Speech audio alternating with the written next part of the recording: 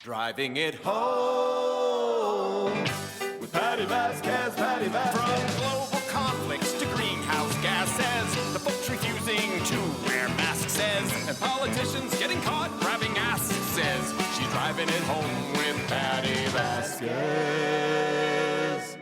Well, hello, everybody. It is Wednesday, which means my hump day honey is in the studio. Ken Mejia-Beal, Midwest Chair for the Victory Fund. Go to victoryfund.org and learn more about the work they do. I had questions for him before the show, and I feel a little bit more. How do I say this? Empowered to let people know about like reaching out to you and learning more and supporting your work. And one thing I stress, because I have folks that are like, well, I would reach out, but I'm in Wisconsin. I am the Midwest Chair for Illinois, Wisconsin, Michigan, Iowa, Indiana, the Dakotas, Missouri. Like, I have a big patch of area. So if you or someone you know is an openly LGBTQ candidate with a good background, check out victoryfund.org, because just being gay is not enough. Right. Aligns with the mission that you are. Yes, our mission. Yes. Check out our and reach out to me and put in the application. And our goal is to make sure that eligible folks are elected, because sometimes the help that LGBTQ candidates need will not come from the party. And sometimes, depending on where you are, the party doesn't know how to handle an LGBTQ candidate. They just don't understand dog whistles, microaggressions, things of that nature. So that's what we're here for. I appreciate that too, and I know how challenging the campaign season can be for candidates. Yes. So any place that you can find like that solid footing, like I remember when I ran and getting the support of people like Alderman Gilbert Villegas and Controller Susana Mendoza, and the Painters Union, like that was fantastic. I mean, it was just really incredible, and it makes you feel like, okay, I'm not crazy for jumping into this race and for standing up for what I believe in. I had some really good mentors. I had former Majority Leader Greg Harris, Speaker Welch, who wasn't the speaker at the time. I had just really good people when I was having those days would be like, Ken? Yeah. You can do it. And it was like, I don't know. Folks, we're gonna do a little bit of a turn here for talking about campaign season because we both have experience with this, both as candidates and with helping other people in their races. Yes. And I want to tell everyone, we have an interview coming up that will air soon by one of our co-founders of Future Now PAC, which is the parent company of WCPT. Daniel Squadron has written a book called Fourth Branch, and one of the things he talks about is run for office, right? Yes. And it's one of the most empowering things I've ever done. And I wanted to just for a moment, the polling places can be really wild. Especially like this was heading into the pandemic, and we were at a polling place, and there were people who were campaigning inside the blue cones. You cannot do that. Well, and definitely the candidate can. Absolutely not. It was such a bizarre thing because they had gotten the judge of elections to move the cones, right? And they had it like in front of the doors. They're not supposed to move. Oh, it was a whole like thing. there's a lot happening here in this story. So there was a point where I got into an argument with the people who are working for other campaigns, not just for Lindsay LaPointe or Joe Dupulshin, but just people in general. Like you're making it harder for everybody else who's doing it the right way, right? Well, even Lindsay, like we were at the Jefferson Park, we were at the 16th District Police Station over here on Milwaukee Avenue. The blue cones are up, and she walks through with her campaign shirt on. You cannot wear campaign shirt. Like there's so much going on here. I have a picture of it walking right cannot do between that. the blue. I understand that, and so because I so fiercely do believe in following the rules, because it's already like people going in to vote already hate those people. Right. So now you're like right on top of them. Right. And folks, if you have the opportunity to talk to the actual candidate outside a polling place, like here's your opportunity. If you haven't made your mind up yet, or you have more like at last minute, like that's a really important moment for everybody. It really is. As long as you do it the right way. Yeah. Because if you do it the wrong way, you will irritate me. Oh yeah. No, I'm like, hi, I'm Patti Vasquez. I would have voted for you. Oh, thank you very much. much. If I were in your district. I had so many nice people. I think I've told you the story before. One of my there's Tell two, it again. Two of my favorites, and I have so many favorite moments of campaigning. My two top moments, let's just say inside the window of the last 2 weeks, the early voting and being at polling places. So let's just say polling place.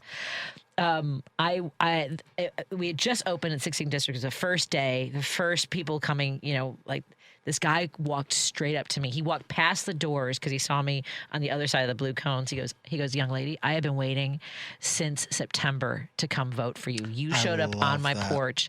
He goes, it was dark out. It was raining. You told me your story.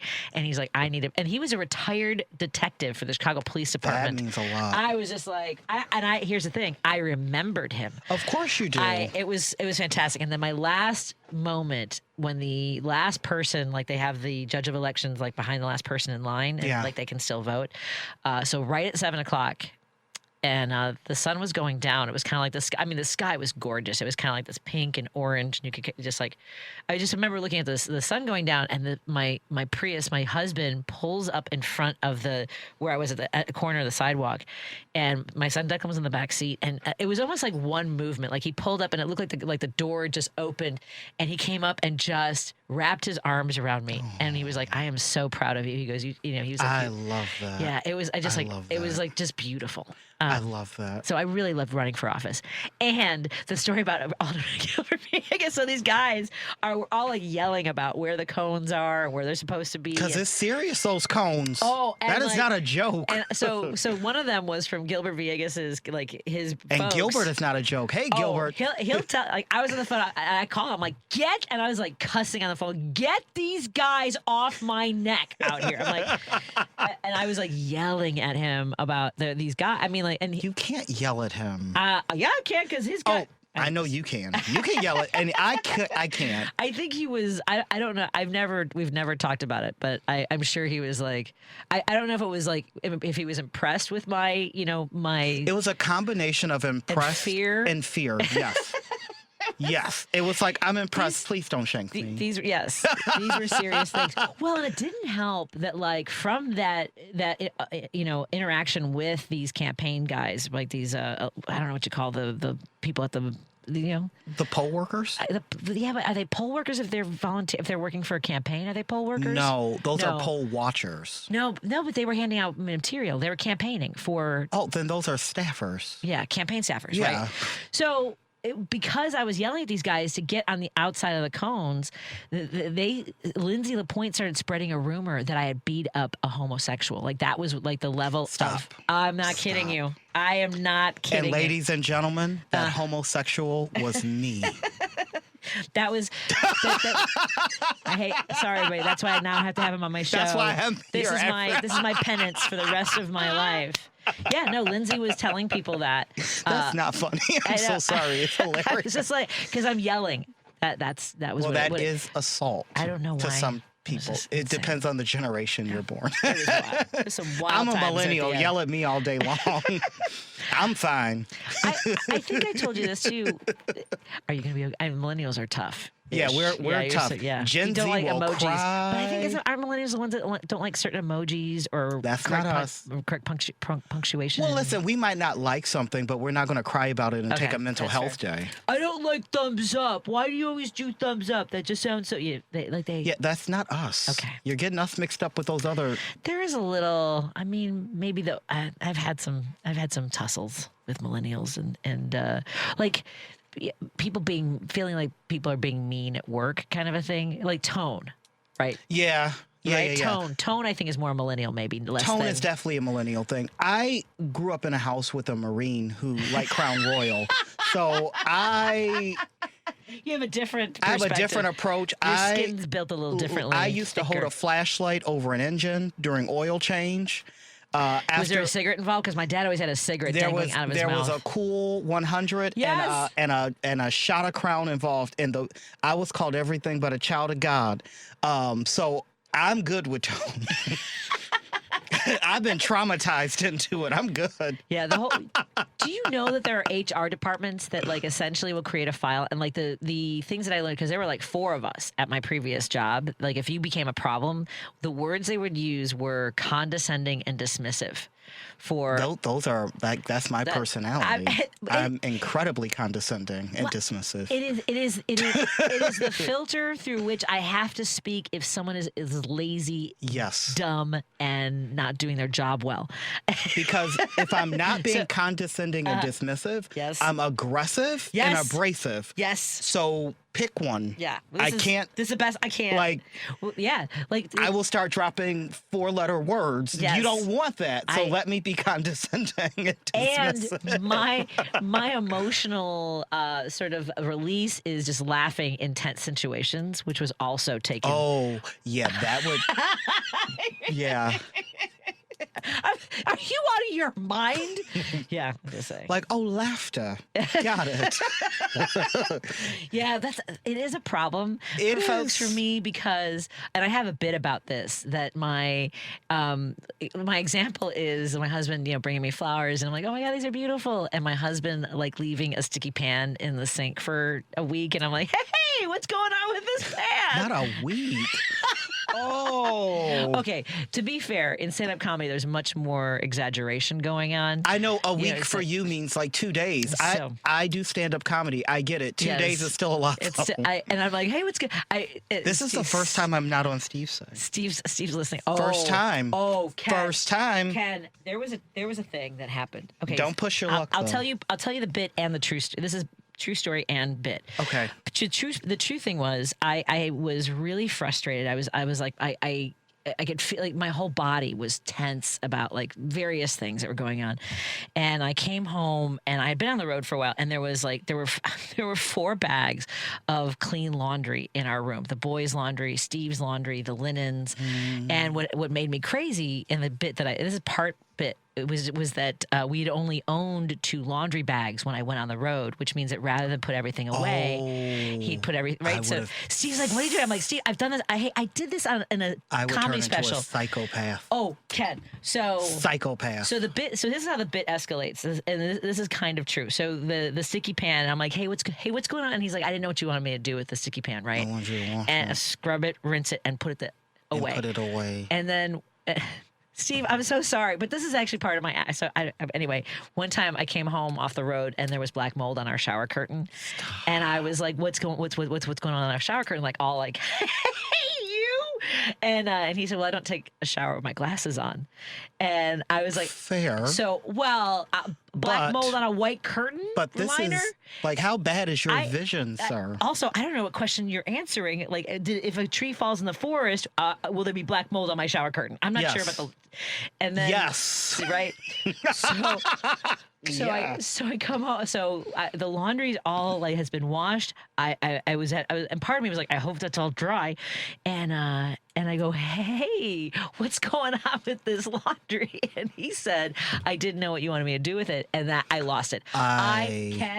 I had to shove him out of the room and lock the door behind him because I didn't want the boys to see me. And I took all the laundry and I was like, "If we're going to live like this, let's just live like." And I started throwing the laundry everywhere. There's like laundry on our dresser, on our ceiling fan. Like, I'm knee deep in laundry. So I am the opposite of you. I disengage. Which means, I do that too. I have a whole but range. When I say I disengage, I walk in and I'll say something to someone and then I just leave. Yeah. Well, I just leave because I know, and I'll get texts like, "Hey, Ken, where'd you go?" Thumbs up emoji. I'm good. I am good. Thumbs up. We're good. So with this one, I just trash our room with all of the laundry. 4 bags of laundry. Good for you. And then I left. Good. Because you can't make a statement like that and then be like, "Oh, I probably should. That was a little bit much, right?" No. You got to follow through. So I get in the car and because they say when you're in a blind rage, you should definitely get behind the wheel of a vehicle. That's definitely the next thing you should do. Yes, it is. It's not. So I'm at a red light. And I had a 4-cylinder at the time, and the light turns green. I was the first car in line, and the light turns green, and I was about to go. And someone honked, didn't Oh, my God. Did you sit there? Because I sit there. We will live at this red light. Because I got nowhere to go, baby. I will wait for my shade of I'm red. the same way. I'm just saying. I will sit there. But then the light turns green. I'm like, oh, this is how I die. This guy's gonna. I mean, like, because road rage is a thing. It is. So I pulled over. I'm ready. So I like, because the guy pulled up next to me, and I was like, and I put my hazards on, like my car was broken. Oh. Like, I didn't know what happened.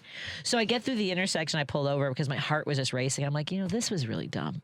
You know what? Like this, I almost got killed right now because of laundry, because I lost my mind over laundry. And Steve's a stay-at-home dad. Like he's got the pressure of everything in the house. I'm on the road.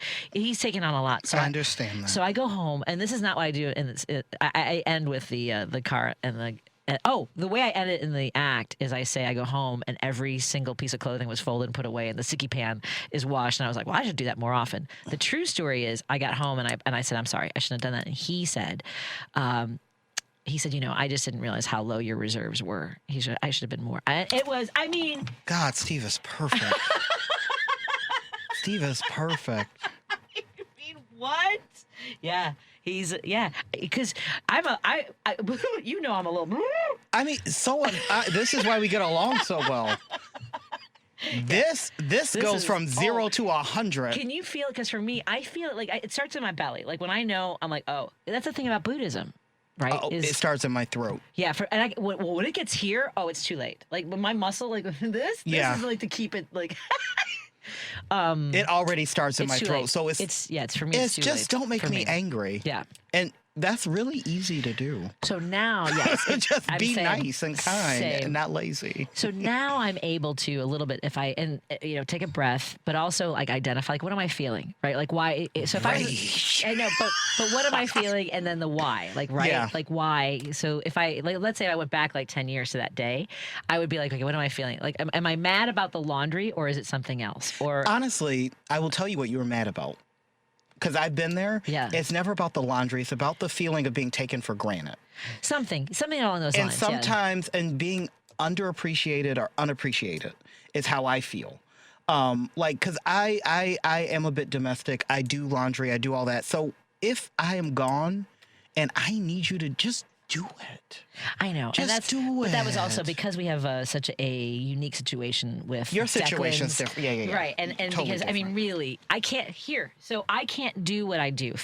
At that time, following my dreams, traveling, going to Los Angeles, trying to sell a sitcom. Like that, none of that happens unless I have this incredible husband at home. Absolutely. Who carries the weight of the world. Yeah. And he's great. Doctor's visits and Declan's care. And then the boys were both younger. It was, so anyway, Steve, I love you very much. And thank you. I love you too, Steve. And more after this on WCPT. I'll come back and let's thank our sponsors real quick because I haven't done that yet. Thank you to Source Solar, Pride Coffee Roasters, the American Foundation for Suicide Prevention, the Chicago Federation of Labor, Minocqua Brewing Company. We're so glad to have you all as our sponsors and supporters. After this, we'll continue our conversation. I'm sure we'll find. Are we missing somebody's interview right now? Am I supposed to be on the phone with anybody? At 5:30. Okay. Suicide touches too many lives. In the U.S., it's the 11th leading cause of death, and here in Illinois, it's the 3rd leading cause for people ages 15 to 34. But together, we can bring hope. Join us at the Out of the Darkness Chicagoland Walk, presented by Happiness Project, to honor those we've lost and to show anyone struggling they are not alone. This year's walk will take place on Saturday, October 3rd at Montrose Harbor. When you register or donate, you're helping the American Foundation for Suicide Prevention fund life-saving research, education, and support for families affected by suicide. Support a cause that truly saves lives. Walk with us on October 3rd at the Out of the Darkness Chicagoland Walk and show your commitment to mental health and suicide prevention. Register or donate today at chicagowalk.org. That's chicagowalk.org. If you're listening to this station right now, you've definitely heard my voice before. Hi, I'm Hawk. And I'm Pete. And we're with Source Solar, your local source for solar. Source Solar is Chicagoland's premier solar installer, providing solutions for over 1,000 homeowners and business owners across Illinois and Iowa. With over a decade of industry experience and deep roots here in Chicago, we have the expertise to help your transition to clean, renewable, resilient energy. We can guarantee that we save you money day one without any out-of-pocket cost to you. This means you have an instant ROI, instant payback, and can save money to add to your bottom line day one. At Source Solar, we source everything as local as possible, meaning we always carry the Made in USA sticker. Find us online at www.source.solar. Stop in our office at 5710 North Northwest Highway or give us a call at 773-985-3992. And don't forget to ask for Hawk and Or Pete. Pete. You're listening to Driving It Home with Patti Vasquez. Thank you so much for joining us as we continue our drive home. I know I haven't talked about topics in the news, but I want to say this about what we were discussing as far as like the stress that I was feeling and the reaction. And because we kind of started out talking about running for office. Yeah, which is stressful. It's stressful, but also, I mean, I'm able better now. I'm not, I'm always a work in progress. I think that's we all are, and I think it's also acknowledging, being mindful of that. Like people, that's to me like being conservative, being in MAGA, being that in that mindset of like this is the way everything has to be. Being locked into that, I think, causes so much tension and it's very self-centered. Yeah, and I mean that. Yeah. Across the board, it's a self-centered view approach to life. Right, and so now I can identify. I'm better at. I'm not perfect. I keep but also on top of all the stressors has been this. I think that we need to acknowledge how stressful having Donald Trump so deeply a part of our lives for people who are engaged and empathetic and want better for our country, for our neighbors, also plays a role in our mental health. I'm going to say this, and it's not just Donald Trump. He's at the top of the list. Yes, but his enablers, yeah.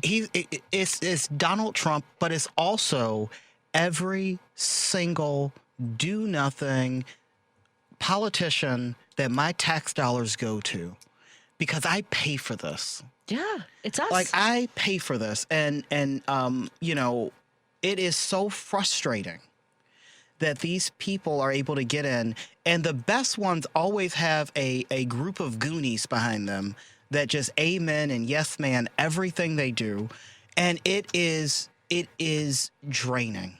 It is draining. Yeah. It is draining. And it can impact your relationships with other people. And I think we should give ourselves grace and also help manage the way we react to things, knowing that that's an underlying piece of the puzzle. I agree.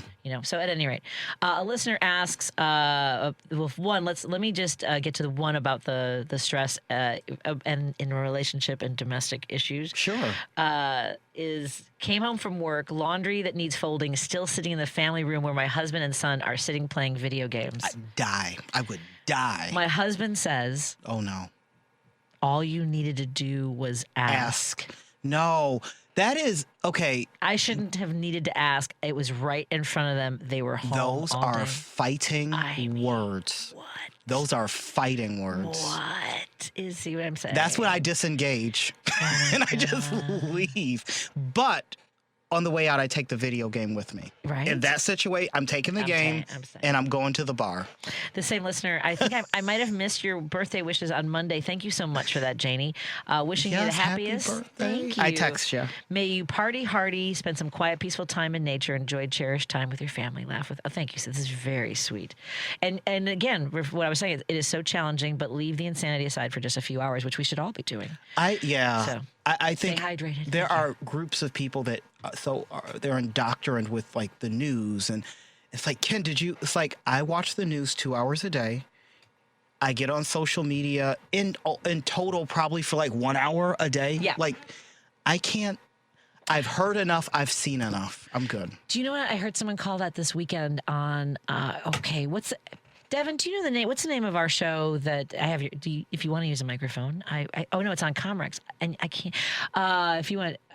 Stop confusing Dev Dog. What are you doing? I can get his microphone on. I didn't set it up. Oh, T program. Wait, I almost had it. The weekend show that deals with religion on Saturdays. I can't remember the name of it. I think it's Saturday evenings at 7, isn't it? After I think Theory Radio. But they were talking about. Let me see. I think I have you. If you do, I have you? No, not that one. I think I took it. It might switch. Let's see if Devin. Let's see if we can hear Devin. This is one of the things I requested. They asked me what I wanted in the studio, and I said I want to be able to hear the producer on the air. Let's hear. How about now? Yes, Dev Dog. I can't hear you, but state of belief. Oh, state of belief. Thank you so much. So they were talking about information. Wait, can he never hear us? No, because when he turns his microphone on, then he can't hear. God, I was like, because I was just talking to him and he looked at me like he understood everything. I feel like an idiot now. No, Continue. yes. Okay. Information sobriety. Yes, I love that term. Yes. Isn't that fantastic? You have to cut it off. And the human brain is not built to know everything about everything. It is, and that's the kind of the problem with social media. It expands our brain in a way. Like, you're not supposed to have 50,000 people that like you or 50,000 people that dislike you or know all the bad things that are happening in the world. And you're not, like, our brains are not wired for that. Exactly. No, So, I can't take it. Yeah, I can't do it. By the way, you just saw me looking around because I don't know what I'm supposed to do next in here. Oh, wait, let me see. We're supposed to have. We're trying out new technology here. I got it. I think. Oh no, did she go? And she's a doctor. She We was can't there a keep her second ago. waiting. How do I let her in? You know what? This is off the air. I'm going to go ahead and let me pull the curtain back across the stage. Yes. And take care of some things back here. Okay. In a moment on Let's go on WCPT break. 20 Heartland Signal, KKNW 1150. Hello, everybody tuning in digitally. We're in studio with my Hump Day honey, Ken Mejia-Beal. We'll be right back after this. You know Minocqua Brewing Company ships right to you because drinking progressively shouldn't require a road trip. You need to try it is and always will be the Gulf of Mexico Mexican Lager. Yeah, that's the real name because when our, let's be generous and say cognitively adventurous president tried to erase 5 centuries of geographic history with an executive order, the sane half of America grabbed a cold one and said, nah, it's crisp, it's Mexican style, and it pairs beautifully with common sense. And the Freedom Trail Kolsch, smooth, easy drinking, inspired by World War II escape routes that saved lives fleeing Nazi tyranny. Because resistance isn't just a bumper sticker, it's a tradition worth toasting. Order online anytime at MinocquaBrewingCompany.com. They'll ship it right to your door. And for our Collar County friends, find them locally at our Tolly Wine and Company in Rockford, Bootleggers Liquors in Frankfurt, Westside Liquor in Morris, Liquor World in Kankakee, and the Deli Llama Store and Cafe in Lake Villa. Minocqua Brewing Company, progressive beer for people who still give a damn. You're listening to Driving It Home with Patti Vasquez. Thank you so much for joining as we continue our drive home here on WCPT 820 Heartland Signal and KKNW 1150 in Seattle. We're working on a new video streaming, and Devin just walked out. He goes, "It might not be the best angle." I'm like, "Oh, believe me, that is not my best side." Dr. Kristen Lyerly joins us on the line with us, and I should introduce you, Doc, to my guest co-host, his choice of name, by the way, my Hump Day honey. That's right, Ken Mejia-Beal. I don't know how to switch cameras for you to be able to see him. It's okay. I'm so happy you're here, Doc. Doctor. It's good to meet you again. Hello, good to see you, my friend. I love your baseball hat. What does your baseball hat say? I was going to say, I'm glad you got the memo. My baseball hat says abortion is healthcare. Oh, very nice. Mine says, for those not watching, mine says Chicago Tool Library because there is the Chicago Library that you can just borrow tools from. All kinds of power tools, hand tools, you can lawn mowers, snow blowers. It's amazing. It's the best thing ever. I love it. I rented a power sander. I'm working on, I take things from buy nothing and try to not flip them, but just restore them and make them useful so they're not in a landfill. And but also socialism, Patti. But socialism. Yeah. Well, that's the thing is, like, let's say you want to try out, work towards a trade, maybe as a younger, like at any age, and maybe been curious about using a power sander. I used a power sander. I'm saying it was very exciting. Good. I'm like, I got my respirator and everything going, but yeah, I'm like, I could. They had like table saws and routers, and I was very excited. Very nice. Very excited. At any rate, how are you doing, Doc? I'm hanging in there. I got my hip replaced a week ago. Wow. That's But I'm sitting here, with my legs crossed, my legs all bruised up. But a hip replacement, not as bad as I thought it was going to be. Yeah, that's a big one. It's a huge recovery process. Well, and the doc has been recovering a lot this year. I know. I don't want, you know what? Let's go on to topics. We don't, I can see your face. You're like, I'm going to be me before, after, and during this conversation. Yes. So, I will say that you and I both know that being a patient in the United States of America sucks. Yeah, our healthcare system is so profoundly broken, and it doesn't matter if you've got money or privilege or education, or even if you're an insider. Like, I'm a physician. It's still incredibly hard. It's very challenging. I try not to be angry. It's hard not to be. I guess that's it, because you're supposed to be recovering, right? Like, right. And there's so many elements that are contrary to the body healing. And that's a shame, because money is stressful, fear is stressful, confrontation, all the conflicts that you have to, like, I could get into it, but I do want to ask you this, and we didn't prep you on this at all, and I don't know how much you're following, and I don't know how much Ken is, but I can't be on social media and get away from the Lindsay Clancy case in Massachusetts. I don't know if Ken's familiar with this. I am familiar. And it's interesting because depending on what your algorithm is like, and if you're seeing any of this case of this woman in Boston whose 3 children lost their lives, and she has admitted to taking their lives, and then there's a conversation around postpartum depression, psychosis, all these elements to it, and there's also a racial element to this, because there was a black woman who had been prosecuted for similar cases, other black women. And in Boston, apparently, there's a different standard for convicting someone who is, whether it's postpartum, for mental health issues. There's a lot there. And as an OBGYN, I wonder what I really hate putting all this on you. It's such a huge case. But, postpartum depression is something that we talk about only when something horrible like this happens. Yeah. And it is really, really common. And so many people can't get health care. They can't get the care that they need. Do you know that most people who die as a result of their pregnancy die in the postpartum period? It's not at the time of delivery because of bleeding or whatever.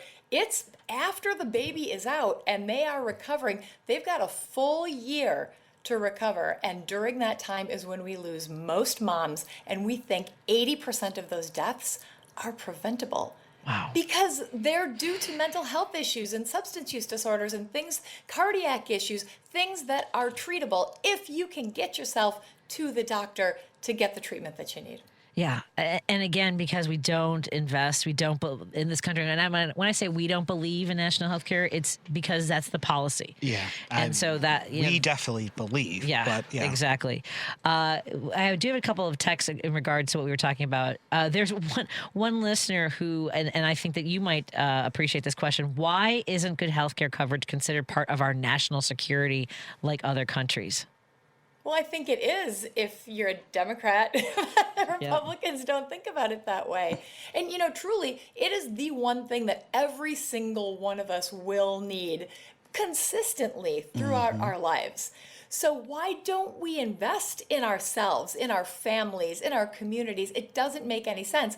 But we have been so torn apart by fear and division for so long. I mean, Theodore Roosevelt was the first person who tried to get this going 120 years ago. So our system has just continued to develop and be this capitalistic system instead of a true care system. And it bleeds into the rest of the care economy. It bleeds into child care and elder care and all of the other stuff that we are not providing for the citizens of this country.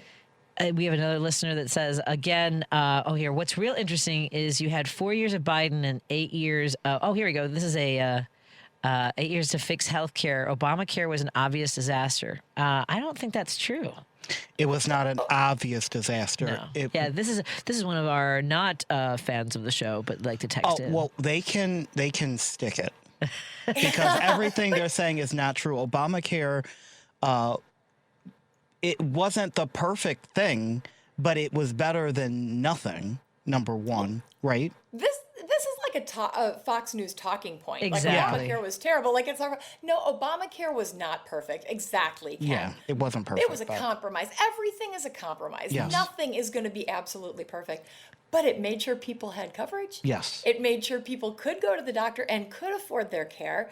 And did it get corrupted after that? Yeah, Republicans set in immediately to take it down and have been trying to take it down ever since then. Yep. It's been 10 years of Donald Trump saying, we're going to get rid of Obamacare, and the plan to replace it is coming in 2 weeks. Oh my God. I know.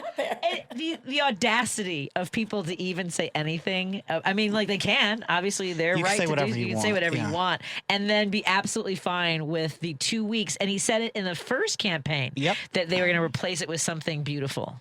Oh, it's always something beautiful. It's always something beautiful. It's always something beautiful. Like, okay, can we? It's know a that nightmare. Again, not something that we had planned to discuss, but that image of him. Have you seen where he's coming off the stage and there's something in his badunkadunk? You mean his diaper? Well, but you got to take the diaper out of the box first before you put it up. Oh, have fair. you seen? I just thought it was a diaper. Oh, this is bigger than usual. This is like the whole case of diapers, is what that looks like. Maybe he needs extra protection. I'm just saying. But no again, shame to people who need to wear diapers. No, my adult son who wears diapers. Like I I'm, have no. But also, these are the folks who are all about Biden and being sleepy and all this stuff, and this guy can't keep his crap together. The problem is not he is keeping it together. That's right. Not just the diaper. It's the diaper with the lifts, with the wig, oh my God. with the orange tan. The wig was wild. It's a lot. It's the make. It's a lot happening. Yeah, it is. Okay, let's get on topic. I was supposed to be on topic. So, I wonder how people can be surprised that we have someone who is who's in charge of our national health, who says that he snorted cocaine off a toilet seat, and that's his excuse for not being afraid of germs. And has now disrupted the vaccine schedule for kids for mandating essentially through executive order that vaccinations don't even actually exist. Mm-hmm. The MMR does not exist in separate forms. Take note, kids. That's why you don't do cocaine, because then you go crazy. All the things. and now we have rising cases in measles in places like Wisconsin. Tell us a little bit what's going on in your neck of the woods. We've got an outbreak, and it is not controlled. It's in the community. It's spreading in southwest Wisconsin. It's 40 people at this point. Almost everyone, I think one of the people who's been affected was vaccinated. There have been 2 hospitalizations, and we don't know what's going to happen next with this. And the scariest thing is school is about to start, and Wisconsin is the 3rd least vaccinated state for kids going into kindergarten. So this is just a tinderbox. We had a couple other outbreaks up in Oconto County, kind of where I am by Green Bay, and now in southwest Wisconsin. We know this is going to blow up. Wisconsin's had bad vaccine policy for years, and we've been warning, the medical society has been warning the legislature, this is going to be scary, it's going to be bad for our kids. Well, here we are at the cusp of it. Oh my, it's just heartbreaking. It's horrible. Yeah. And it's so preventable. It's so preventable. It's so preventable. Yeah, but God forbid. Well, and this whole breaking the MMR down into 3 vaccines, this is all total nonsense. There's no evidence for this. There's no evidence that vaccines cause autism. And actually, Trump even admitted that recently. He did. Saying, but I don't know. We don't know for sure. Yeah. Right. And we have tons of evidence that suggests that vaccines and autism are not related. So why don't we take our attention away from changing the vaccine schedule and really focus on some of these multifactorial causes of autism? There is some real stuff there. Maha is not totally crazy. There are some good things that Maha is doing. Clean air, clean water, clean food, all of that stuff really does matter. Let's make that happen. Splitting up the MMR vaccine is a bad idea for all the reasons. We don't have it right now. It's extra vaccines for kids, which means extra doctor visits, which means extra time away from work, which means extra cost. It is just way too much extra for absolutely no reason. And to your point about, clean air, clean water, then RFK Jr. should be out there leading the charge against data centers using up the power supply and destroying our, I'm just saying. But he's not. That should also be under his purview. Right. Yeah. Are data centers playing out in the elections in Illinois the way that they are in Wisconsin? Are they, Ken? I think they are. I think they Mayor are. Johnson was just booed out of an event on the South Side because of a data center, I believe, recently. Yes. Yeah. So, yeah. Yes, it is playing a role. It is playing a role.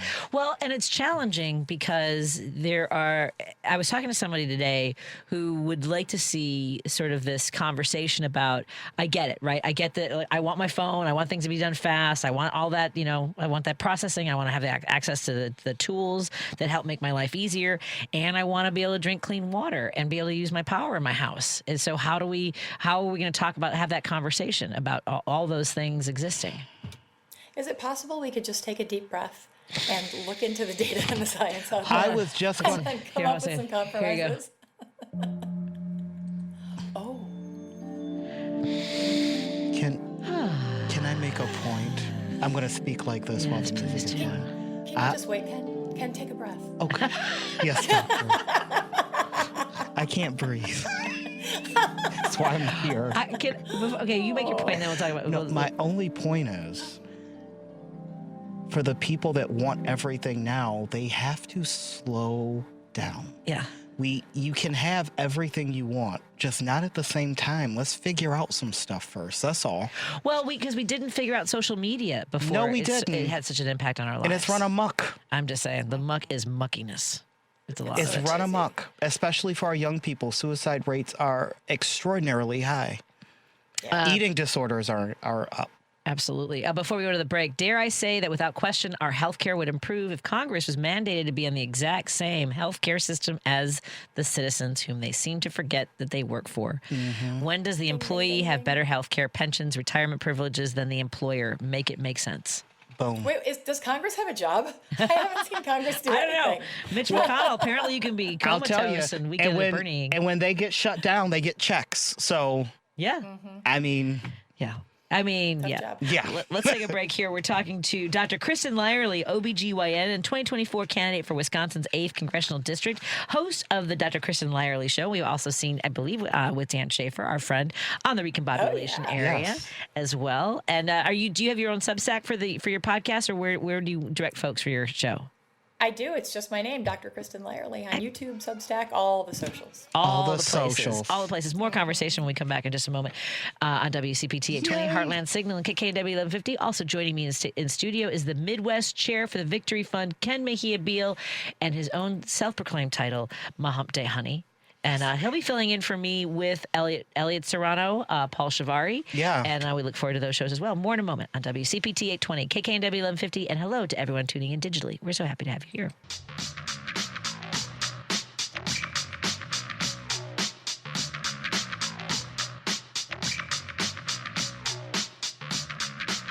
All right. Thank you so much for joining us. We continue our conversation here on WCPT 820 Heartland Signal, KKNW 1150 in Seattle, KTNF AM 950 will be here in a few minutes, and I just jumped the gun on them. But joining me in the studio is my guest co-host, Ken Mejia-Beal, my Hump Day Honey.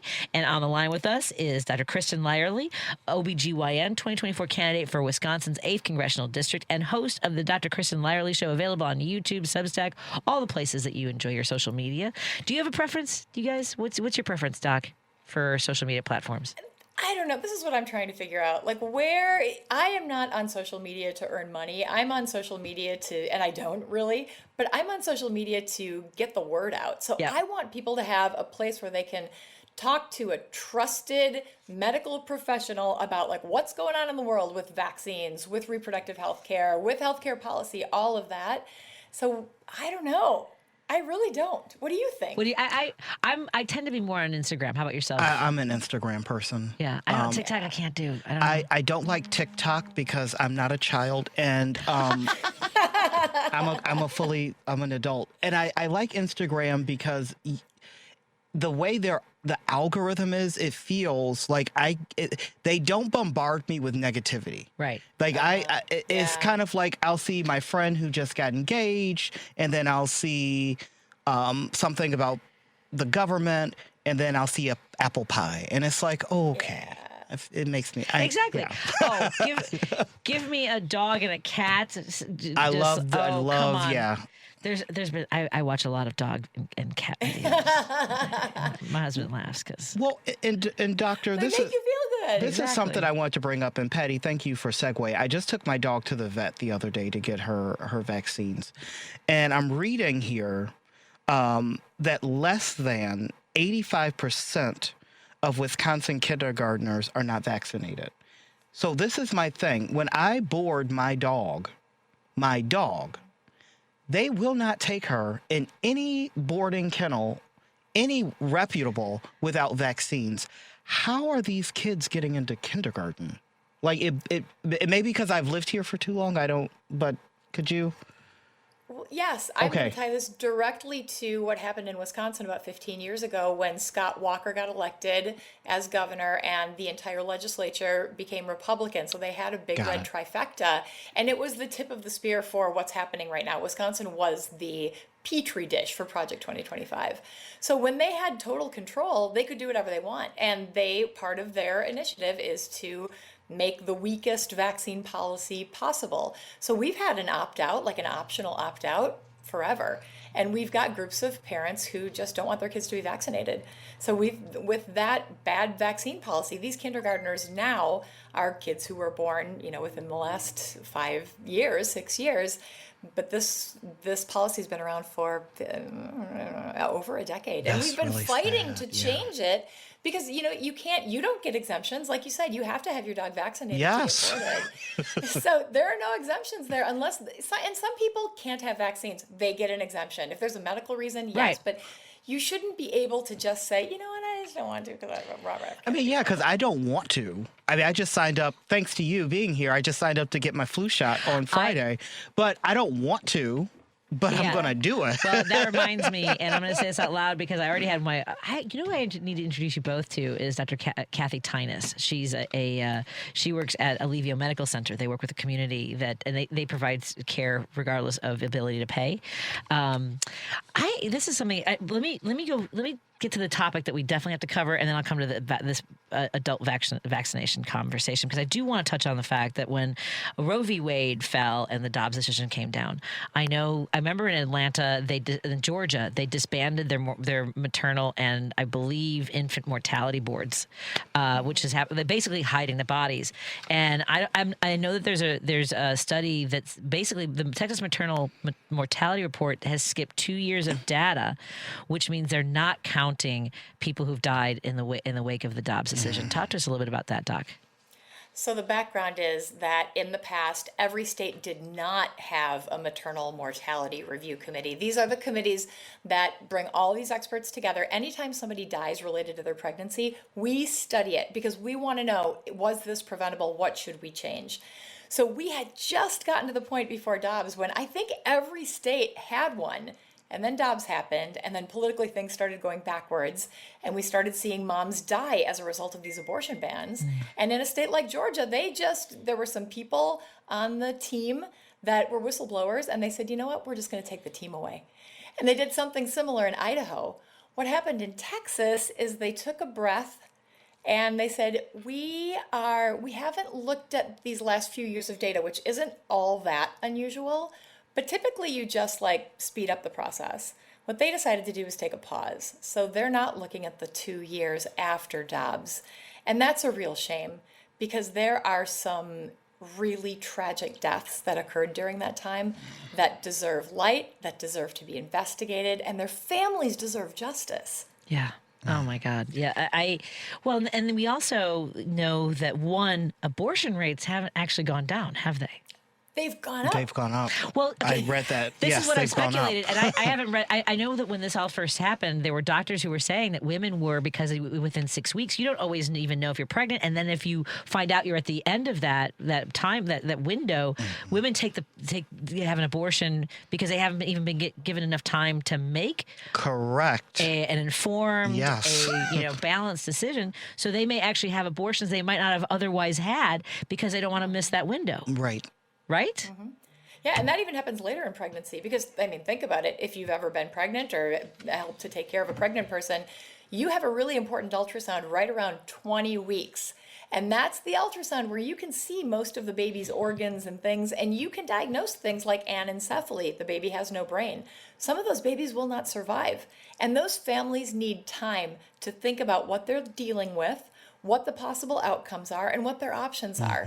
So if you've got a 20-week abortion ban like we do in Wisconsin, those families are pressured to make a decision immediately, and that's how they end up in Illinois. So thank you. Yeah, thank you, everybody. Dr. I do want to talk about, but I'm going to be late, but I just want to make this point. I also need my shingles shot, so I do want to let folks know how important that is. And I'm saying it out loud because I need to do it. Yes, you do need to do it. You do not want shingles. I had it. I had surgery, and it triggered and I wish my doctor had said, because they told me I was the second one this had happened to recently, and the other woman almost lost her vision because it was on her eye. So please, everyone, because a trauma of surgery can trigger it, which I did not know. Yeah. Anything that suppresses your immune system can trigger it. It is a virus that most of us have, and it is just sitting there in our bodies just waiting. Yeah. But if you get the shot, it's very effective, and it can prevent a very, very painful, potentially disabling outbreak in the future. Yeah, because you have a window of when you might experience permanent nerve damage, folks. So please, one, if you think you might have it, please talk to your doctor. I was very fortunate to identify it so quickly. So, anyway, thank you for that. Dr. Kristen Lyerly, host of the Dr. Kristen Lyerly show on all the social media platforms. She's an OBGYN, and we so appreciate your expertise.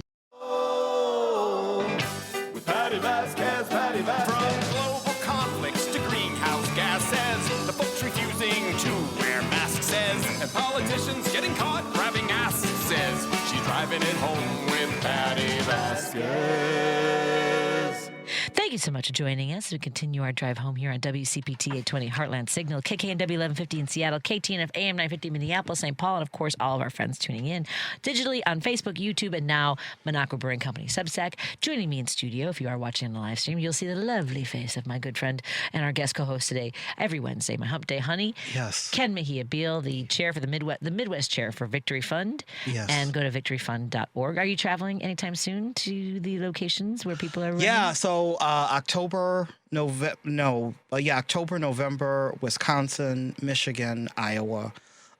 Really excited. We have some really good candidates that I'm coordinating with and doing some door knocking here in Illinois too. Excellent. Because we have some great endorsed candidates here as well. So lots of fun. I mean, Demi and I are going to do something together very soon. I think we're going to do some, because she's one of our endorsed candidates, Demi Pelacek, who is a doll. We're probably going to do some bartending together. I think that'd be fun. So, yeah, I love just helping candidates win. That makes me happy. I have to agree. I mean, I really enjoy Wait, let me look direct. I love helping good candidates win. Agreed. Yeah. Hashtag. I agree with good that. for the soul.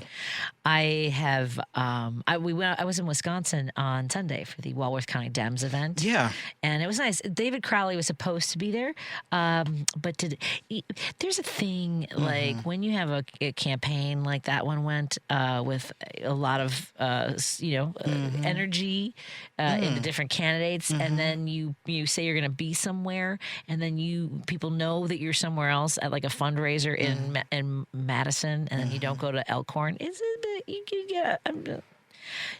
just do better, David. They had a good crowd. They had a very good turnout. And Sarah, that was not great because these folks. I mean, they work so hard. I was with them through the Harris Walls campaign, through the Janet Protasiewicz before that, and Susan Crawford afterwards. And I mean, these folks are. They are. And a lot of these organizations have people who are in their 60s, 70s, and 80s. Yeah. Many of them, because they've been through this before, like a lot of them are just like, I can't believe I got to do this again, but I'm going to do it. And some of them are retired, but they are, God, they're such great people. Yeah, when you get into, there's two kinds of elderly people you meet in political parties. And the first kind, you just want them to go away. But the second kind, you learn so much from, and they're so open and so much.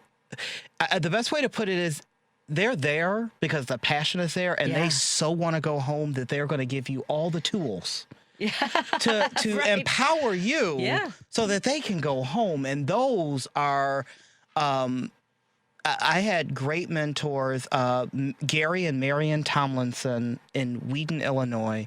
And Gary has passed away, but they have been in politics forever. And I think Marion was one of the first elected Democratic PCs in all of DuPage County.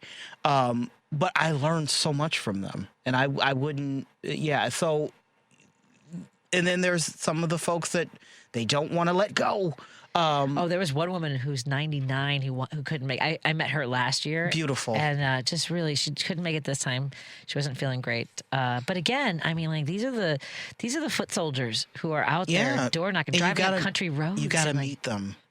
And folks who never lived in a place with country roads, because Arkansas here, the hell. Walking from one house to another on a country road when the ditch is right next to you, hear the snakes down there in the ditch. I mean, the rocks are not good for walking. The sun, like people don't know. I know. You just reminded me.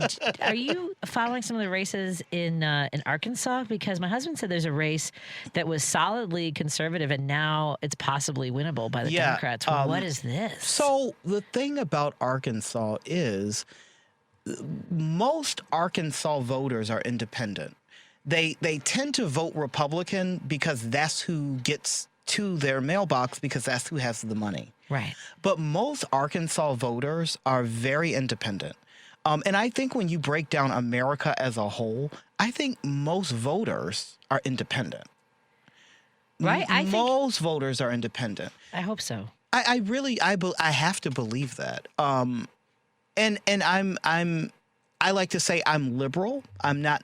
I vote Democratic, but don't get it twisted. I'm not a vote blue no matter who. Like I'll just leave it blank if you're garbage. I will leave it blank. Locally in my races, I leave those blank. Well, I just can't. I will not. I will not punch for Martwick. I will not punch for. I won't say any names, but I'll be leaving a few blank this time around. I have done it in the past. Yeah, I'm leaving it blank. They'll be perfectly fine without my vote, but I cannot bring myself to do it. And that's where I am. Like, I'm sorry. If it's vulnerable, if they were vulnerable. And this is what I've said before about my electeds in my community. Yeah, let's talk about it. None of which I have a working relationship with. But surprise. I know, exactly. So, but if they were I would not, in a primary, if somebody was a good candidate, like there was a woman running against Robert Martwick who was a police officer who I knew was not coming from a good place, who was definitely going to be a dino and even worse, sheep's clothing kind of thing. Yeah. And absolutely not. And the electeds that did get involved in that race, I shame on them because there's just no way that we should be getting behind a candidate like that. And I would never campaign against. I mean, No, I get it. If I thought they were vulnerable against a Republican, then I would keep my mouth shut. Probably, you know what I mean? Like I wouldn't, but I don't have to worry about that. Yeah, I don't. I'm not in a place of that, but I do strongly believe that. If I see a candidate with just bad morals, lack of integrity, lack of value, yeah, you're right. I wouldn't keep my mouth shut. I'm actually going to speak. Yeah. Because it's my job as a human, and if I can take 30 seconds now, I want to send a special shout out. I'm looking directly at you to DuPage County Board Member Dawn Desart. If you don't know who she is, I don't want to get into it, but go to her Facebook page and check out her latest post. She is fighting a political machine, and she is one of the bravest people I know because it's hard to be brave. But those are the people we need to elect. When I elect you as a Democrat, I'm not electing you just to get in line with the Democratic Party. I'm electing you to align with my values. So I kind of need you to be there for me. Yeah. Not just for whoever is telling you what to do and Big Pharma and who's ever giving you extra money. We need more elected officials like that. So if you are not that, I'm not going to remain silent because people should know and do better. Just do better. If you did better, prove to me make me a liar. There do you go. better. I appreciate that and agree. And thank you, Don Desart. Thank you, Don. Let's get to our phone calls. The phone lines are open, 773-763-9278. As always, the text screen is always open. And the more logical you are, the more likely we are to engage with you. And illogical, we're not going to. Jim from Chicago, what's on your mind, my friend? Jim. Let me guess, it must be Wednesday. That's right. Let's start with two cycles. You got Musk, who deprived his children of their porridge and put $1.5 million to defeat ranked-choice voting in Alaska. Then you got Jared Kushner, who has enough nerve to get on he brags about Netanyahu sleeping in his bed. I guess his father, Charlie, was a terrific friend of Netanyahu. We always stayed at his house. But anyway, he's negotiating this deal with Palestine, and he's got nothing to say. Well, I'm not going to build anything there because they'll only blow it up. No kidding. No kidding. I'd be the first one to light the match. I mean, imagine the nerve of this guy. The 70,000 people murdered in Palestine, and this guy's talking about building some other building. Look at Albania. They went nuts. They went nuts there. They're like, no, we don't want Kushner's dump here. I mean, this guy is Mr. 666 in spades. He's one of the strangest people I ever saw. Remember his building 666 he tried to sell? He couldn't dump it? Well, no wonder he couldn't dump it. In Chicago, they had a 666 building. They had to change the address to 680 because it was too toxic. And it's still there at 680 at a great bar, the Sardine Bar. He was in there. Anyway, the point is, two maniacs running around the place with funds that you could never dump in 10 million lifetimes, and they're calling the shots. I mean, Musk was the co-president for a good 3 months there. And think what he's done. He's taken away USAID. That's going to cost the lives of God knows how many people. How many people are going to die from malaria, et cetera, et cetera? I mean, what are we doing here? And then he's got the nerve to stop the ranked choice voting, which you talked about, Patty. Remember, Ireland, when they finally wrested their country back from the English after 800 long years of a scrap, they instituted ranked choice voting immediately. And they are ranked 7th in the world for a democratic country. We're about 45 or something. We're really out of it. Oh, I know. Yep. I mean, I'm serious. And I mean, this is so to see this and Kushner talking about Palestine. What is he? He has no diplomatic chops with anybody. He did go to Saudi Arabia when they chopped up Khashoggi in little pieces.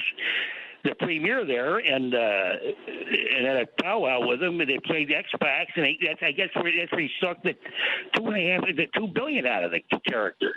Yeah. Claiming that he can make him a fortune, because he had influence because we know that he's Maniac's son-in-law. But I mean, the only way we can fix this is we got to have a tidal wave of democracy coming. I love that girl down in Florida that won. I mean, this nonsense about who's a socialist and who's a Democrat. Penny, Eugene Debs ran on the socialist ticket. And he got a lot of votes, and we've had socialist mayors. All through the years. Well, the problem is comprehension, and people don't understand. No, they think socialism is communism. Yeah. Exactly. Hey, Jim, I've got to run to the break right now. I apologize. Thanks so much. Talk to you soon, Jim. Talk to you later, Jim. Let's take a break here and continue our conversation on WCPT 820 Heartland Signal, KKNW 1150, KTNF AM 950. Thank you to our sponsors, Pride Coffee Roasters. Go to pridecoffeeroasters.com and put in an order for the best single origin roasted to order coffee beans you have ever had. When you visit their website, you can see which farmers markets they'll be at this weekend, including the Jefferson Park Sunday Market. I'll be there volunteering from 9:30 to 1:30, and I know they'll also be in Skokie, but check out the dates and times of the other markets they'll be at. We also want to thank our friends at Source Solar. Go to source.solar, make an appointment with Peter Sorrells. Maybe it's time to get solar panels on your house or business, and he will walk you through the entire process. He's partnered with Illinois Solar for All to help you understand the financing and get that locked in. That's source.solar. When you save green, you go green. No, wait, when you go green, you save green. It all works together. Thank you to our friends at Minocqua Brewing Company. Go to minocquabrewingcompany.com and subscribe to the Substack and maybe make some purchases from their marketplace or put in an order for a 4-pack, a couple, 2, 3, 4-packs of fascist tears. 3, 4-packs. Take a couple, 3, 4. I got some 8647 THC cocktails if you want to take one with you. I also have the joint session. Just saying. Sure. I'm just saying. Send you home with a sample, and everybody can order theirs, again, from MinocquaBrewingCompany.com. And check out some of the articles that we have posted that recently. Ben Cominos has been writing, as well as the drummer from Korn, Michael Jokum. Do you like that band? Michael Jokum. Yes. I edit and publish his pieces on Minocqua Brewing Company. Yeah, I can send you the essay if you'd like. It's in my email. I'm just saying. All right, then. That's, again, his piece will appear tomorrow, but I have the one right now because I'm editing that right now.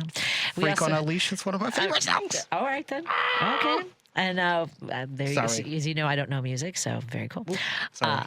Maybe someday we'll meet him. He's going to be doing Substack Live videos. He's doing office hours on Saturday mornings at 9 a.m. Just so you know. Let's take a break here. Oh, we also want to thank our friends at the American Foundation for Suicide Prevention. We'll be joining them for their Walk Out of Darkness on October 3rd. Thank you so much for collaborating with us, and we're proud to join you. More after the and the Chicago Federation of Labor. Don't forget Eddie Fest, September 5th, right after the Labor Day Parade. More after this. You're listening to Driving It Home with Patti Vasquez. Thank you so much for joining us. We continue our drive home here on WCPT 820 Heartland Signal, KKNW 1150 in Seattle, KTNF AM 950 Minneapolis, St. Paul, and of course all of our friends tuning in digitally on Facebook, YouTube, and Minocqua Brewing Company Substack. All of our shows are available as podcasts on heartlandsignal.com. Joining me in studio is my hump day honey, Ken Mejia-Beal. I don't know if our guest has heard that is your chosen name on the show. I've never heard that before. Oh my God. I didn't know how to break it to you in a text message. That is the voice of Dylan Blaha, who joins us. Dylan Blaha is the state director for Let's Address Illinois, where he posts on Substack 6 days a week. Yeah, and he's also an organizer and former congressional candidate for the Illinois 13th District. Dylan has a lovely pooch that we just got to meet a moment ago. What's your dog's name, by the way? So that was Itzy. I have 3 rescue dogs. Captain, who was named after Captain America. That I didn't name any of them. So Sandy is a lab mix, and then Itzy's a poodle mix, and Captain's a border collie mix. So they're all mixed. Oh, I love that. I want dogs so bad. I want to just come visit because I'll bring Dottie Mae.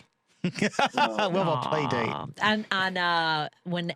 So Ken is filling in for me next Wednesday, Thursday, and Friday, along with Elliot Serrano, who works at Orphans of the Storm, where I adopted my dog when I was 10 years old, my first dog, Pepper, and I got to go visit the shelter, and they're rebuilding. They've been there for 100 years, and they're finally going to get a new structure. Beautiful. But folks, you've got to get out to places like Orphans of the Storm, the Anti-Cruelty Society, and open your hearts and homes to some beautiful furry. Expand your family, everybody.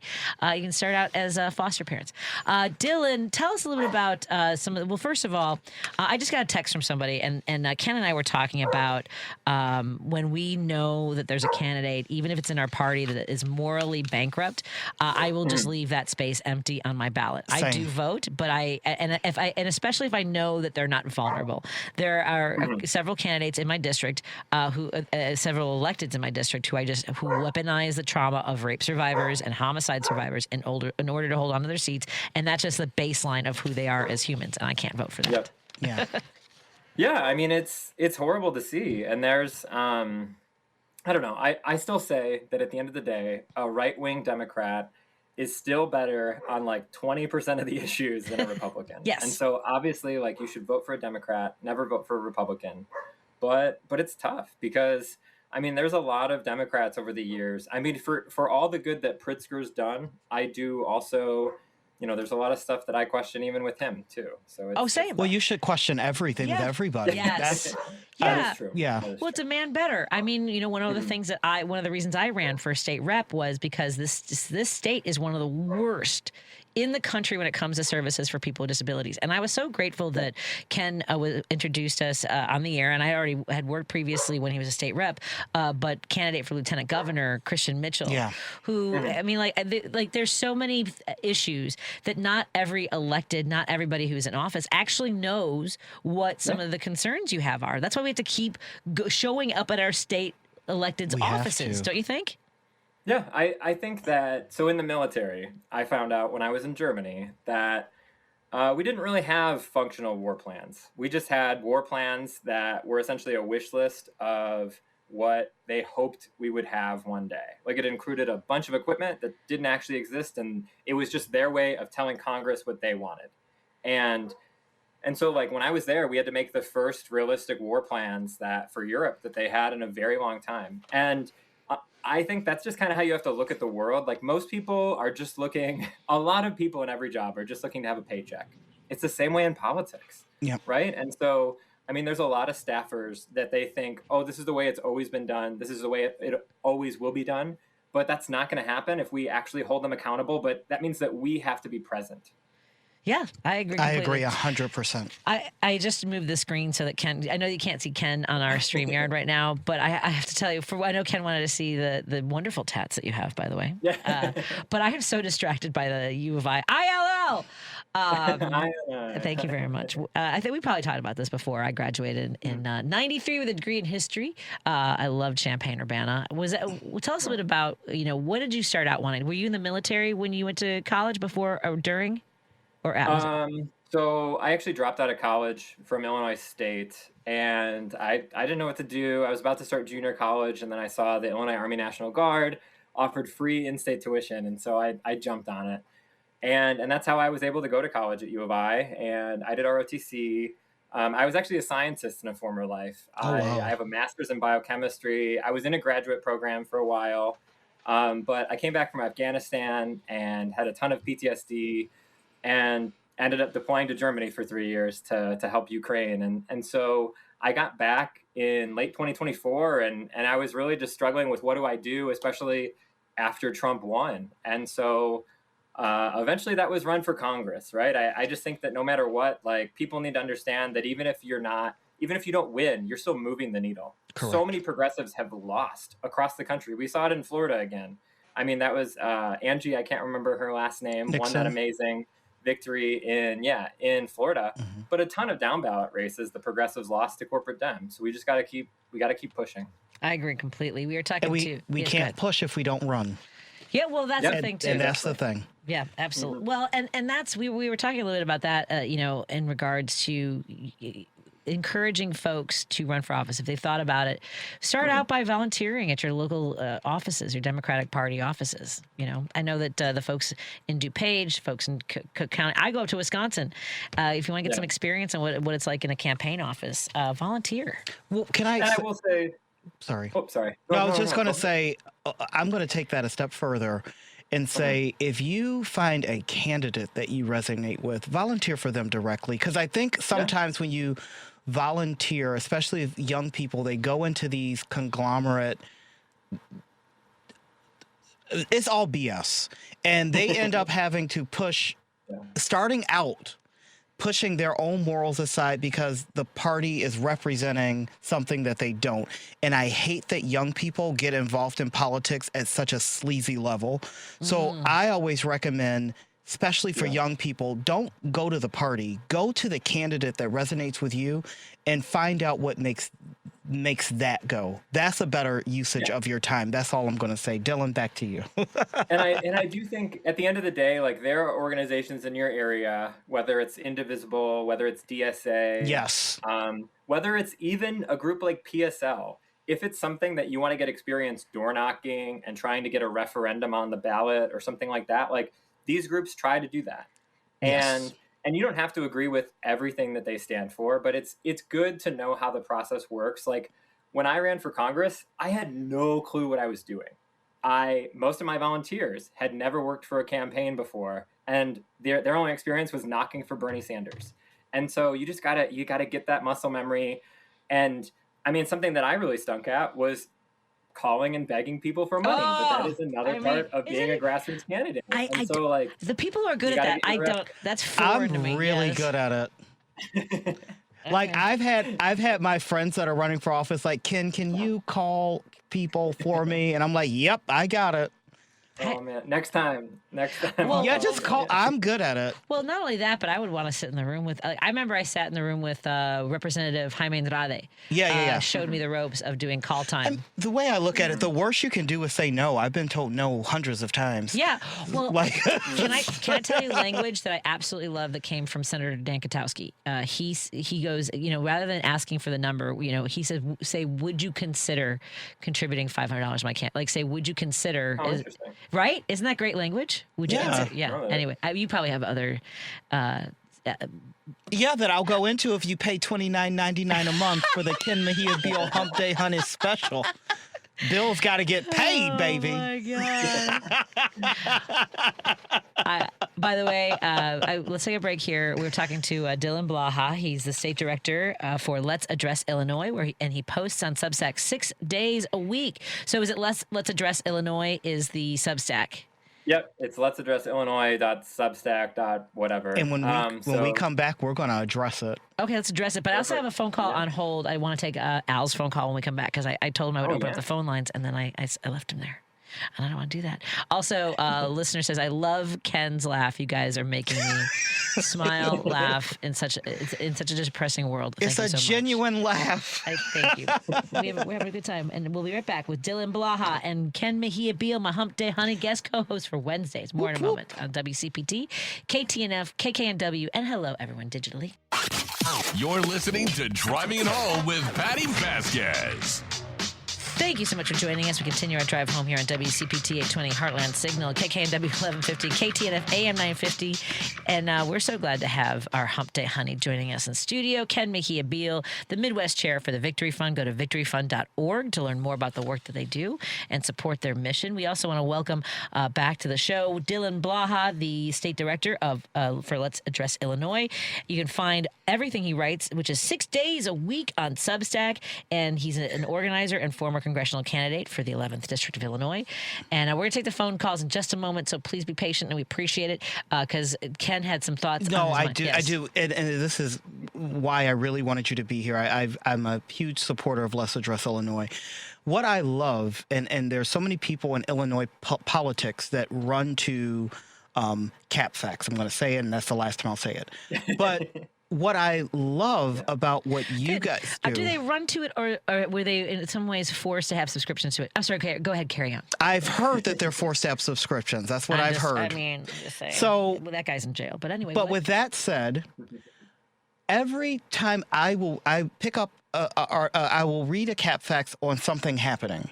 And it's always based on whatever politician wants it to be that way.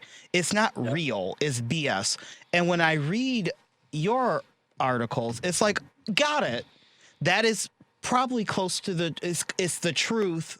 It is reality. It is based on fact finding, not based on who's being paid to say what or whose butt we're kissing this week. So I want to thank you for doing the work you do. Have you received any pushback? Oh. So CapFacts did write about me. I did an interview with Rep. Ann Stava. Yes, who is a really good friend of mine. Continue. Yeah, she's amazing. And she said that she faced some retribution for signing on to the bill that would repeal the anti-BDS law in Illinois. And so they talked to, Rep. Dan Diddich and their other friends and got them to say on the record that that wasn't true. Which it was killed in committee. So it is just, I mean, it's one of those things that at the end of the day, am I a progressive leftist candidate that wants to advance progressive politics? Yes. But at the end of the day, I will also hold any politician accountable that steps out of line. I mean, while I will, fight to defend Pritzker and Brandon Johnson when they do something good, I just wrote about that quantum data center last Friday that I'm not a fan of because it's owned by the Department of War and it's probably going to be used for nefarious purposes. But we've gotten a lot of good scoops, and I'm excited. Like you guys said, I write 5 articles a week and then a summary on Saturday, so 6 total. I don't want to put either. Well, I definitely don't want to put Ken on the spot, but I know that there are a lot of conversations around the Speaker of the House. And which is it's very challenging because this is the first speaker we've had since we had the longest serving Speaker of the House in Illinois in the United States history, and he is in jail.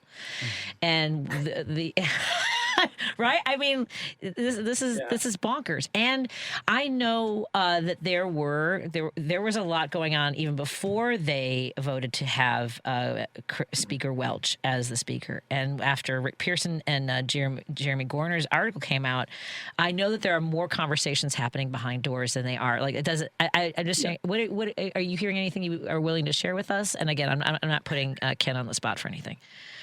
I mean, I have opinions, but yeah. You can share your opinions if there's anything you want to share. Go ahead, Dylan. So from what I've heard, without sharing any names, is there are a lot of people who have posted or said that they're really unhappy with how this was handled because the allegations date back against Terry Benton since 2023, And until early 2026, it felt like no action was taken. And so, in the meantime, as people have brought up, they spent $1.4 million to get this man reelected. So I don't know. I mean, I do think that. I think it's gonna be challenging for. I think a lot of people are worried about voting for him again, and then and I don't like saying optics, but how it can be used, how this can be weaponized against people who are running for reelection who might be in. This is a very tricky situation. Yeah. Because the Capitol has struggled with internal investigations into sexual harassment to begin with.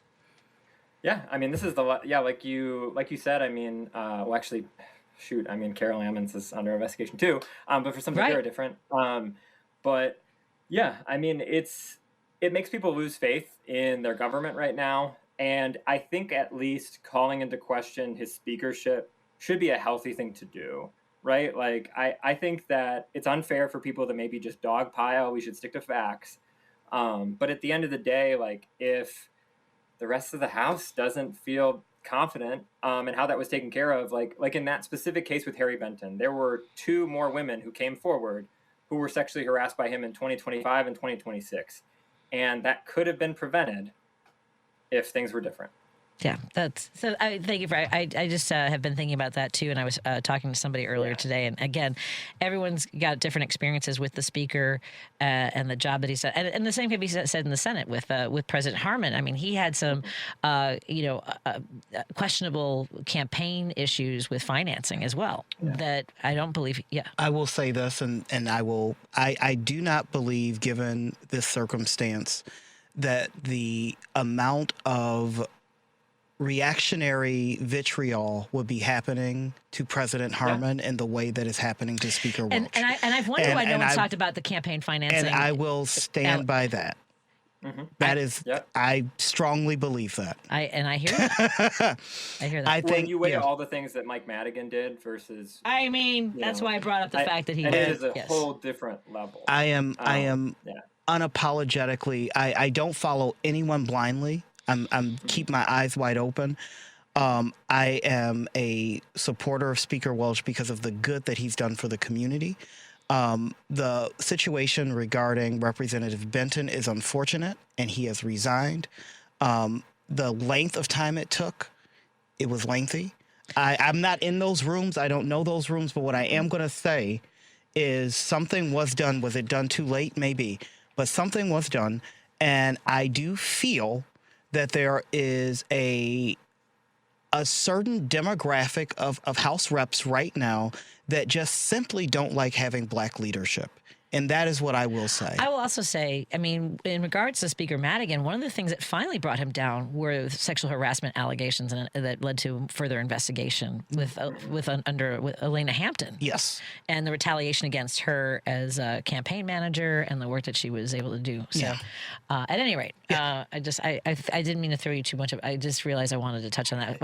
Well, it doesn't help that I have Cap Facts open in front of me, which I haven't looked at. I haven't looked at this brag. Listen, when I come in with an open book. I'm an open book, and I support Speaker Welch. Yeah, that's where I hear am. You. Yeah, I hear you. I don't. You know, I don't cover state politics, like Illinois politics, as much for various reasons. But back to you, Dylan. So when like Ken said before, it's healthy to question leadership. So, absolutely, I think it's the same thing. You know, I think we should question everybody. When you look at the Chicago Tribune and every other corporate media outlet dogpiling on, I mean, there's a reason why that's happening. I just don't like the narrative of the hypersexual, scary black man. It's very, I don't use the word triggering very often. You've never heard me use that. It's very triggering for me that it is turned into such a caricature of what black men go through in America every day. And I simply do not like the characterization. Let's talk about the issue. Mm-hmm. Let's talk about what someone else did, but let's not make it sound like he was in the room rooting this on, and let's not play that game. I agree with that because I do think it's sensationalized in a way. It is, and that's the part that I do not like. I agree with that. But when you're writing stories like this, do you ever have a moment of, let me wait before I put it out there? Oh, that's so hard, because I feel like there's a difference between just regular journalism where you can maybe hold a story for a day versus like, I mean, I think there's like a certain churn to social media and even Substack that it's like you want to make sure that you're putting something out. So if I have a question, I'll talk to, my boss, Qasim Rashid. Maybe I'll hold something and I'll write something else like short that'll go out that day. But it is hard. I mean, it's a judgment call. And I think I've had to reckon with the fact that I'm going to be wrong. And I'm going to have to own that some of the takes that I have might have been a little too hard. I mean, I wrote an article about Susana Mendoza yesterday. And that one, I actually, the 56 bodies that were found at that funeral home. And I felt like I was a little bit kinder to her because there are like some layers to it that technically she wasn't in charge of that. But it is just like, how in the world did the government let this happen at the end of the day? That two agencies didn't communicate with one another. Can you elaborate? Because I will tell you. Because there's people that don't have any idea what was happening right now. Yes, go ahead, Dylan. Update folks on the situation at several funeral homes. So there was a couple who, Susana Mendoza, as the Illinois comptroller, ended up finding last year that these people were negligent at their crematorium. And since she's in charge of crematoriums, she was able to shut it down. That was a year ago. So recently, these people owned a funeral home called, I think it was like South Chicago Chapel, that authorities found 56 bodies that were improperly handled and 56 cremated remains that were improperly handled. And people were like, well, why did this happen? And so Susana Mendoza said that, the comptroller's office isn't on top of, in charge of funeral homes. That's a different department. And so it's like, wait, what? So yeah, I do think that technically she might not bear responsibility, but it really calls into question, like, wait, how did this happen? These people, the woman who was responsible she's had her license since 1998, I believe. Wow. And that's something, and I've talked to Patti about this off air. That's really why I wanted to have you here. And this is why we definitely want our listeners to subscribe to your Substack, because when I read your articles, I don't read them in such a way of finger pointing. I read them in more of a way of, how did we get here? And how can we make it better versus this is what this horrible person did. And it doesn't feel so lynch mobby. And I appreciate that, because I guess I'm not a finger pointer. I just want to know how this happened and what we can do to like make sure it doesn't happen. Yeah. And in very few instances, it is because of a person. It's usually because of a process or a lack thereof, or a systemic blind spot, which is something that you highlight often. And I appreciate that as a reader. No, thank you. I think it's important to note that, like I've said on the campaign, like many candidates have said, Trump's fascism is a huge problem in America, but it is not the only problem. No. Like as Bernie Sanders talks about with oligarchy, and just the fact that we have so many systems that are designed to beat working people down, and we're here to shine a light on them. Well, I'm so grateful that you do, and we look forward to having you in studio soon. I know you're going to be coming to Chicago, so I'll be seeing you. With us. Where can we subscribe? You can subscribe at, I would just go to @DylanTBlaha on any social media, Instagram, Facebook. You can find the link to it on there. But it is also, let me pull up, it is let'saddressillinois.substack.com. That's super easy, actually. Okay. And I have gotten criticism about Substack in general, so I definitely condemn them platforming Nazis. But Qasim has toyed with other platforms right now, and I think the problem is that like Substack is where people are, and that's the best place for growth. And we're going to keep, yelling at them if they platform Nazis. I say stay on the path, yell at them for platforming Nazis, but just remember that Nazis also have freedom of speech in this country. Everywhere. So there you go. They're everywhere. They do. Unfortunately, like I wish they listen. The gay black guy wishes that Nazis didn't, but they do. Dylan, thank you for everything everything that Thank you you, do. Dylan. And we'll look forward to seeing you again soon. Have a great rest of your evening. Yeah, you too. Thank you so much for having me on. Anytime. Enjoy. Seriously. Take care. Bye. Let's take a break here, and I do have the phone lines open. Al, I'm coming to you right away. Al, we're coming. More in a moment on WCPT. Don't hang up. KKNW, KTNF, and of course, all of our friends tuning in digitally and listening to our podcast, perhaps. You have been asking, and we have been listening, and WCPT is proud to announce Riot Fest is back September 18th through the 20th at Douglas Park in Chicago, featuring bands like 21 Pilots, The Pixies, Iggy Pop, Tool, Afroman, Alanis Morissette, Elvis Costello, and many more. Tickets are still on sale at riotfest.org. But for one lucky WCPT listeners, you will be going to all 3 days of Riot Fest on us. Every day this week, one listener will be entered into our contest to win a pair of 3-day passes to Riot Fest, and we will announce the winner on Monday, August 24th. But we don't want to leave anyone empty-handed, so all 5 qualifiers will also receive a $50 Let Us Entertain You gift card. Contest running at WCPT at 20 are open to listeners 18 or older, and residents of the greater Chicagoland, Northwest Indiana area. Only one entry per household, one per person. Void where prohibited by law. Listeners may only win or qualify to win once every 30 days. Complete rules are available on our website at WCPT820.com by clicking the contest tab. And we are going to take a caller at 773-763-9278. And that is your number to call and get your chance to win. We are going to take caller number 2, 773-763-9278, 773-763-9278. And I will do this earlier in the show tomorrow, I promise. Sorry, you can text me, Devin, be like, hey, don't forget to get that piece of paper over by you. 773-763-9278. Let's say, but Al, we got to talk to Al. Al's been waiting for 40 minutes. He's been on hold. Al. Really, that long? It's probably about that long. I hope it went quickly. I need to practice some information sobriety after this.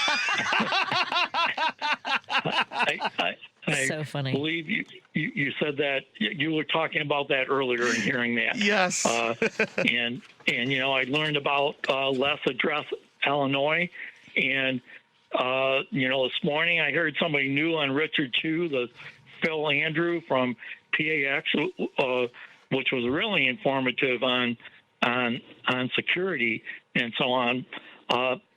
And just a lot going on, and you can't get too much of this. And but I heard an interview today with Adam Mockler was interviewing David Pakman on YouTube, and David Pakman is going to have a new book out called "How the Algorithm and Media Wars Are Suppressing Truth and Rewiring Our Brains."